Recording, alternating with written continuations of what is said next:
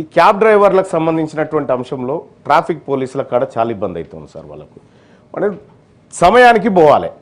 సమయానికి పోవాలనేటువంటి టార్గెట్లు ఉంటాయి. చాలామంది ఐటీ పరిశ్రమ ఉద్యోగులను కూడా తీసుకుపోతూ ఉంటారు. ఆడ లేట్ అయిపోతేనేమో ఆడ పంచాయతీ ఆడ ఇక్కడ నేను సమయానికి తీసుకుపోవాలి. ఇటీవల కాలంలో ట్రాఫిక్ ఎక్కువైపోయింది. ఇక పుట్టుకున్న తొందరగా పోదామంటే అంటే బయటికి మనకున్నటువంటి తేడా ఏంటంటే సార్, ఇప్పుడు కొంచెం సివిలైజ్డ్ కంట్రీస్లలోనేమో రెడ్ లైట్ పడితే గ్రీన్ ఎప్పుడు పడుతుందా అని ఆగుతారు సార్. ఈడ ఆ పరిస్థితి లేదు సార్. రెడ్ పడంగానే పోలీస్ ఆయన ఉన్నాడా లేడా అని చూసుకుంటాడు సార్ పక్కపొంటి. అంటే ఆ పరిస్థితి ఉంది ఇక్కడ.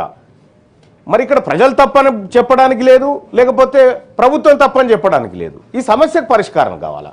అనేకమైనటువంటి ట్రాఫిక్ చలాన్లు కూడా ఈ ఆటోల పైన, కార్ల పైన ఎవరి మీద పడితే వాళ్ళ మీద, అందరి మీద చేయాల్సిందే సార్. రూల్స్ తప్పితే ఎవరైనా దానికి ఎవరేం ఎగ్జామ్షన్ ఏం లేదు.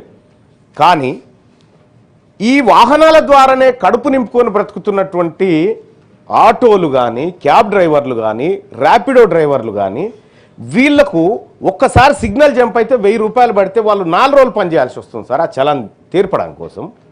మరి ఇప్పుడు కాంగ్రెస్ పార్టీ మేనిఫెస్టోలో గతంలో కూడా నా సలహా మేరకే మీరు అందరు పెట్టినారు, ఏది చలాన్లను మాఫీ చేద్దామనేటువంటి ఒక ఆలోచన పెట్టినారు సార్.